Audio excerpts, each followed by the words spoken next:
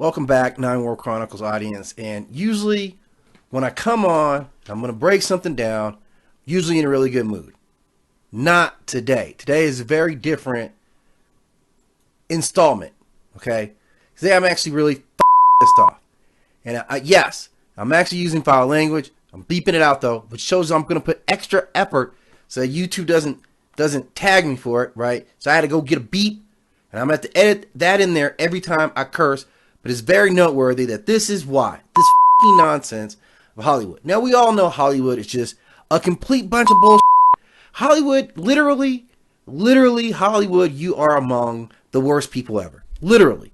It is absolutely ridiculous.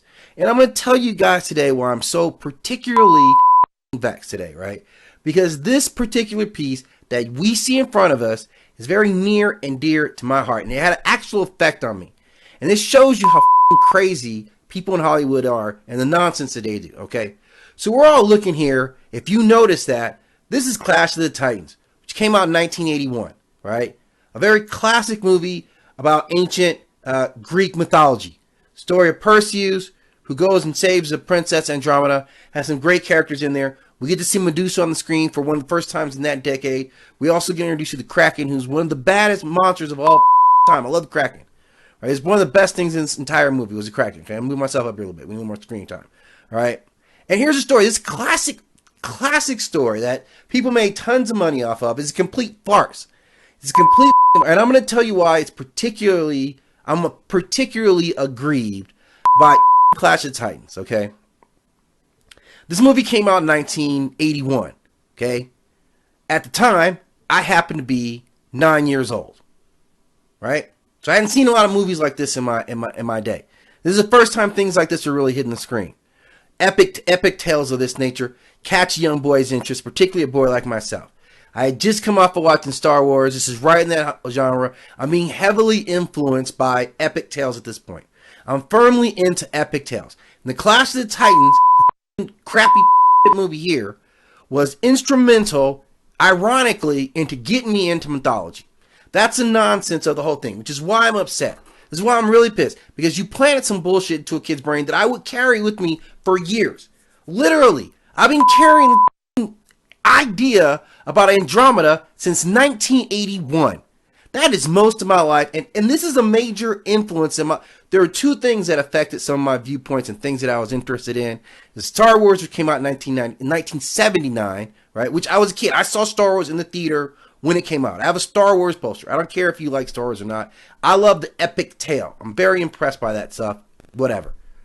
So this was the next movie. There's another movie called Megaforce. You guys probably never heard of it, but anyway. This was the next movie, Clash of Titans. And I was so impacted because I had never heard of mythology. Never heard any mythology in my life before that. I'm 9 years old.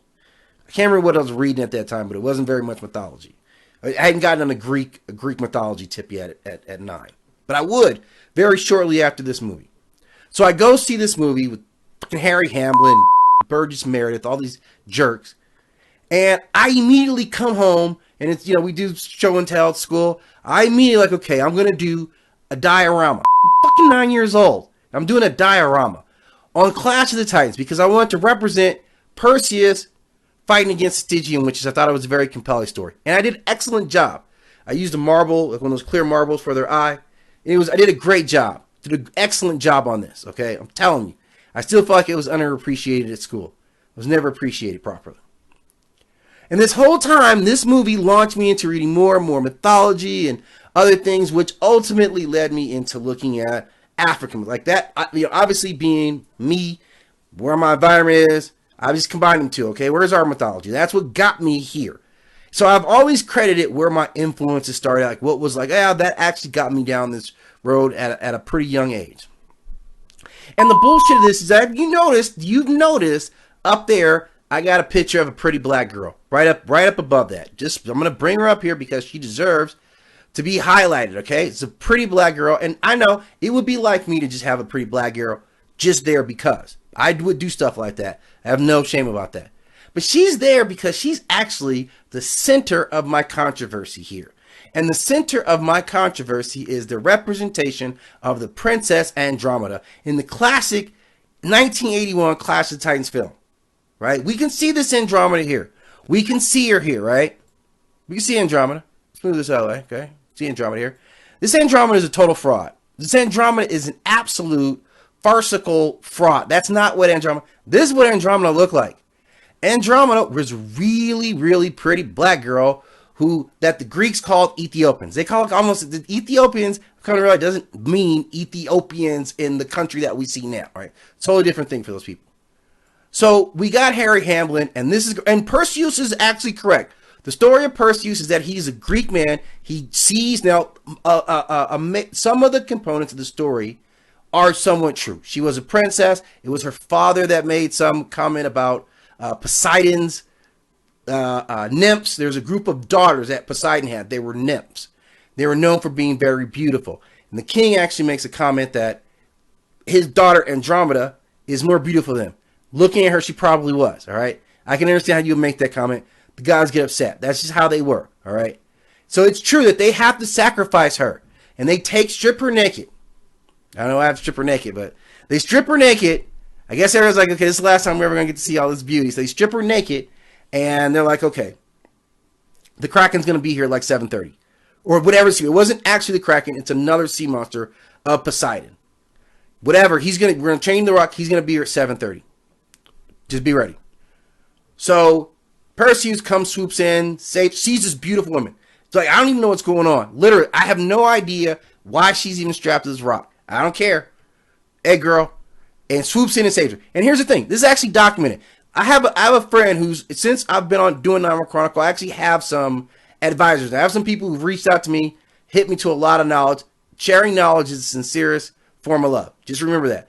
And put me on, he said to me, I know you're in mythology. Did you realize that, we're talking about Andromeda? He said Andromeda was black. And I'm like, what? Andromeda's black. I'm like, Andromeda who? What Andromeda would you possibly talk about? He's Andromeda from the story, the myth. And I said, well, okay, well, put me on point. So he puts me on point, and I found out some references. And this is like the third thing. I'm even blocking my own face out because this is how good it is. Okay. This is a Greek who wrote this. This is a Greek scholar who wrote this. Okay. This short poem. I may be short, but I have a name that resounds worldwide. And this I take my measure. And though I am not pure white, Cephas's Andromeda charmed Perseus with her native color. Okay, you read what I'm reading there? White doves often choose mates of a different hue. And parrots love the black turtle dove. Because Andromeda was a banging ass black girl who any of us would have swooped down. If we saw Sinailathan chained to a rock, I know I'm swooping in. Especially if I have a helmet from one of the gods or some other magical stuff. That's what it's for. That's the whole idea of being a hero. And let me tell you the importance of young black girls having seen beautiful black princesses, because it's also a thing, right? She was a princess that met her father, who was also melanated, was a king. So those representations start to be very important. And would have probably been important to me as well. Fortunately, I had a very curious mind, and at some point I was led to something that's more in line with what the actual truth is. But it's just Hollywood, man. You're such a disgusting thing. This is completely off of topic what I typically do, or maybe it's not anymore. But anyway, there you have it. That's actually Andromeda. Very beautiful Ethiopian woman who Perseus saw. He's even looking at her right now. Look how he's looking at her right now. He's like, yeah, I'm not looking at her. She's looking at him. He's looking up at Andromeda. This guy's looking up here too. The Kraken is also looking over at her. And you know what? I'm looking at you too. Because, and that's why nobody's looking at that Andromeda. Oh, the horse is back there looking. You see the horse? He's got his eyes. He's kind of cutting to her right there. But all the rest of us are all eyes right there on the real Andromeda. So let's give her love. Let's give her props. And I'm going to put this up and we'll talk about it later. We'll do more profiling on that specific character. Thank you again for stopping Nightmare Chronicles. As always, enjoy, watch more videos. Please like and subscribe.